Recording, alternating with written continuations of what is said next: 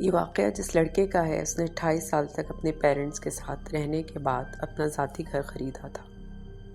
شروع میں اس کے لیے اکیلے ایڈجسٹ کرنا کافی مشکل تھا۔ یہ جولائی 2022 تھا اور اس کو اپنے نئے گھر میں شفٹ ہوئے کچھ ہی دن ہوئے تھے۔ اس کا نیا گھر اس کے پیرنٹس کے گھر سے تقریباً آدھے گھنٹے کی ڈرائیو پر تھا۔ اپنے پیرنٹس کے گھر پہ وہ رات میں کافی ڈسٹرب رہتا اور اس کی آنکھ کئی دفعہ کھلتی تھی کیونکہ اس کے ڈیڈ رات میں کئی دفعہ سیڑھیوں سے اوپر نیچے آتے جاتے تھے۔ ان کو کرونک انسومنیا تھا، یعنی نیند نہ آنے کی بیماری تھی، جس کی وجہ سے وہ کبھی پانی پینے اور کبھی باتھ روم جانے کے لیے پوری رات تھوڑی تھوڑی دیر کے بعد اٹھتے رہتے۔ اس لیے جب اس نے اپنا گھر لیا تو اس کا ایک ریزن یہ بھی تھا کہ اسے خاموشی اور سکون چاہیے تھا، ایسی جگہ جہاں وہ رات کو سکون سے سو سکے۔ بدقسمتی سے اس کو بھی اپنے ڈیڈ کی طرح نیند نہ آنے کی بیماری تھی اور وہ بھی رات میں بہت دیر سے سوتا۔ اس کے نئے گھر کا لے آؤٹ کچھ ایسا تھا کہ اس میں ایک چھوٹا سا انفنشڈ بیسمنٹ تھا جس میں لانڈری اور بوائلر روم تھا۔ فرسٹ فلور میں kitchen, living room, bath room اور ڈائننگ روم تھا، اور اپ اسٹیئرز 3 بیڈ روم اور ایک باتھ روم تھا۔ ایک بیڈ روم کو وہ آفس کے طور پر یوز کرتا تھا اور ایک روم کو اس نے ورک آؤٹ اسپیس بنا لیا تھا۔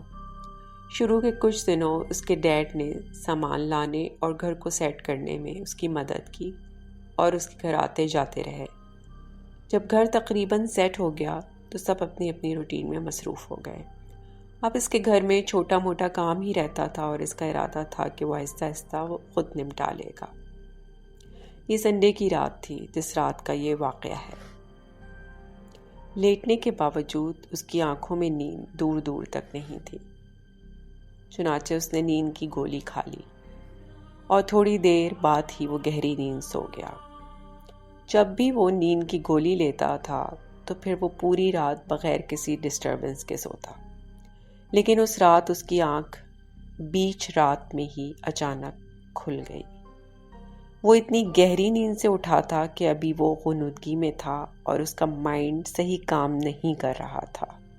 کمرے سے باہر اس کو اپنے ڈیڈ کی سیڑھیاں چڑھنے کی آواز آئی، جو کہ اس کے لیے معمول کی بات تھی، جس کا وہ سالہ سال سے عادی تھا۔ یہ وہ آواز تھی جو اسے رات بھر ڈسٹرب رکھتی تھی۔ اس نے آواز کو اگنور کر کے دوبارہ سونے کی کوشش کی کہ اچانک اس کو اس ریالٹی نے ہٹ کیا کہ وہ اب اپنے گھر میں شفٹ ہو چکا ہے جہاں اس کے ڈیڈ اس کے ساتھ نہیں ہے۔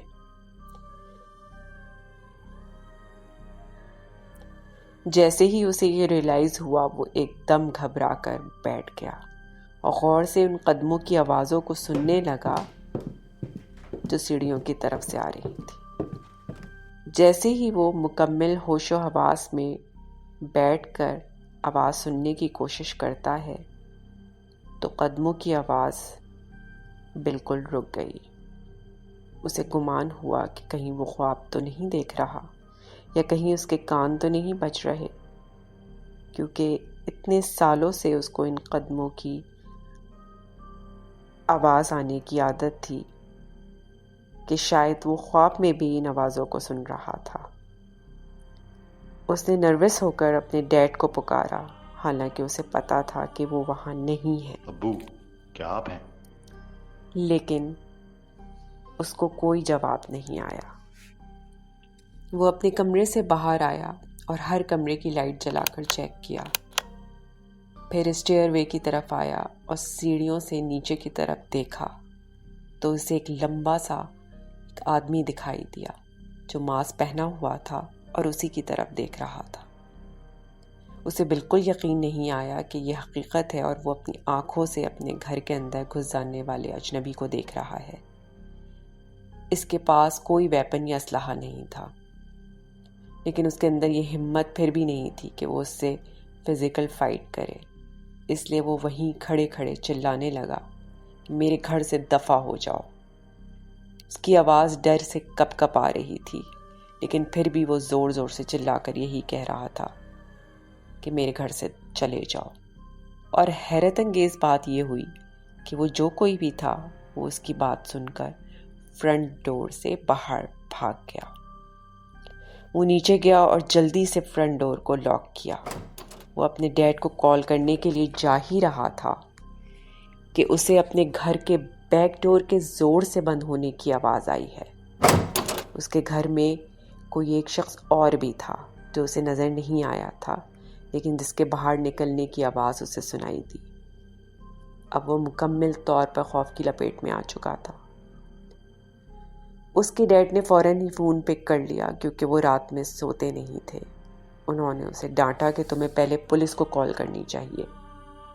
اس نے پولیس کو کال کی۔ آپریٹر نے اس سے ان گنت سوالات کیے۔ پولیس آفیسر جب گھر آئے تو انہوں نے چوروں کی تفصیل معلوم کری۔ افسوس کی بات کہ نہ تو اس نے ان کی شکل دیکھی اور نہ ہی اس نے یہ دیکھا کہ وہ کہاں سے آئے تھے اور کس ڈائریکشن میں واپس گئے۔ ماسک کی وجہ سے شکل تو وہ دیکھ نہیں سکا تھا، بس اسے یہ پتا تھا کہ ایک آدمی جو اس نے سیڑھیوں کے پاس دیکھا تھا وہ بہت لمبا تھا۔ انہوں نے گھر سے کچھ نہیں چرایا تھا۔ انویسٹیگیشن سے پتا چلا کہ وہ کچن کی ونڈو سے گھر کے اندر انٹر ہوئے تھے۔ وہ آج بھی یہ سوچ کر ڈر سے کپ کپا جاتا ہے کہ وہ لوگ اس کے گھر میں کیوں داخل ہوئے تھے، ان کا کیا ارادہ تھا، وہ سیڑھیوں سے اوپر نیچے کیوں آ جا رہے تھے۔ جب ان کو کچھ چرانا نہیں تھا تو وہ اس کے گھر میں کیوں داخل ہوئے تھے۔